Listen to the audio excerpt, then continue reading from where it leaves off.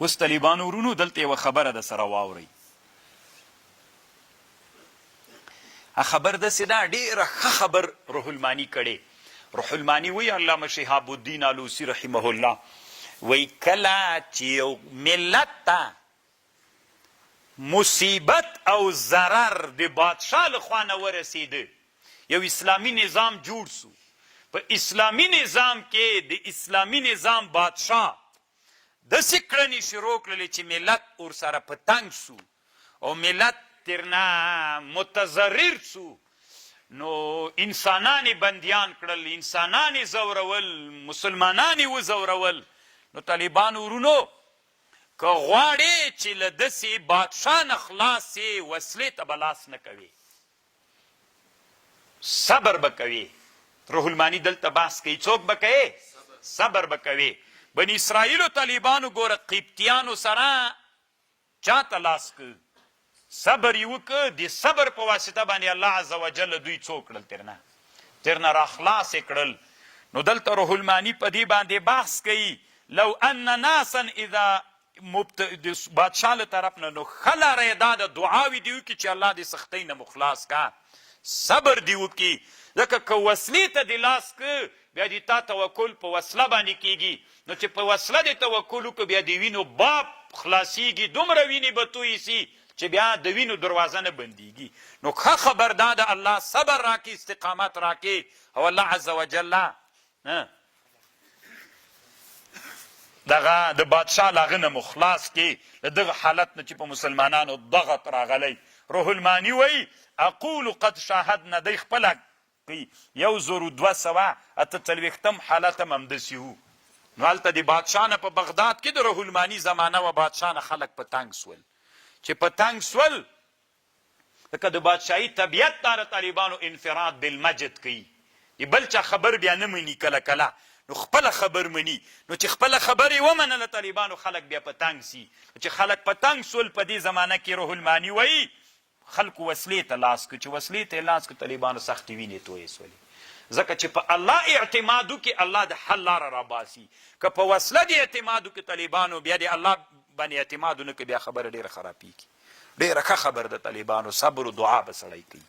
چې طالبانو د وروسان افغانستان نه وتلي دي، هلته رباني د افغانستان بادشاه ګرځېدلی ده که نه، یتیر جهاد یو رهبر و. دی چې کله طالبانو بادشاه ګرځېدلی ده بیا ماتحتو کسانو له ده سره که دی څو ورځې وکړي چې شریکه به حکومت جوړېږي داسې خبرې سوي دي، د طالبانو نه ده منل سوي. نو هغه داسې کارونه کړي چې ماتحت نور مجاهدین عزتي خفه سوي دي، چې خفه سوي دي هغوی لاس وسلې ته که چې وسلې ته سو موږ ته نن عصر کې ښه مثال د طالبانو هغه د وینو باب بیا ودرېد. یعنې طالبانو 10 کاله بیا دوام وکړو او دومره ظلم وسو چې د روسانو په وخت کې به دومره بیا ظلم نه سوی، خپل منځي جنګونو کې دومره ظلم وسو. بیا الله عز وجل یو سړی ملا عمر په نامه را پیدا کړو، دا باب طالبانو له منځه یوړ، الله دې بیا هغه حال نه پیدا کوي.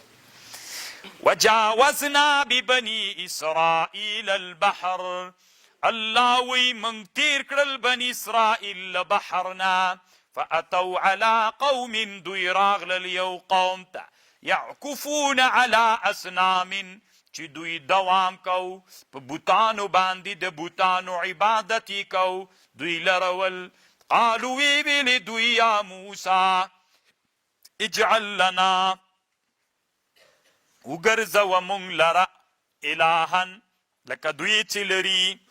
قال انکم قوم تجهلون، دومره ناشکره بني اسرائیل ول طالبان. ګوره ښې فرعون ولیده چې غرق سو اوبو کې، دوی الله د دریاب داسې ودرېد دوی راتېر سول. دې خواته چې راغلل دلته یو قوم ده د بوتانو عبادت کوي، دی هغه ته وایي چې موږ ته هم داسې یو بوت جوړ کړه چې موږ یې عبادت وکړو. داسې نادر قوم ده طالبان. ان هؤلاء متبر معهم، الله وی دغه قوم چې دوام کوي په بوتانو باندې دا هلاکیدونکی ده. هلاکیدونکي دي ما هغه چې دوی پکې دي، یعنی دوی چې په کوم دین کې دي دا دین هلاکیدونکی ده. وباطل ما كانوا يعملون، او باطل دونکی دغه چې دوی کوي. قال اغیر الله ابغيكم، غیر د الله نه زه طلب کم تاسې ته الله، وهو دا الله چې ده فضلکم علی العالمین، تاسې بهتر کړي په عالمینو د زمانې. وَإِذْ أَنْجَاكُمْ مِنْ آلِ فِرْعَوْنَ، یاد کا کله چې تاسې ته نجات درکړل آل د فرعون. یسومونکم سوء العذاب، یقتلون ابناءکم وزلی تاسې زمن، ویستحیون نساءکم، وفي ذلکم پدې کې یو لوی امتحان له طرفه د رب، داسې امتحان چې عظیم من طرفه د رب، هغه رب چې عظیم ده.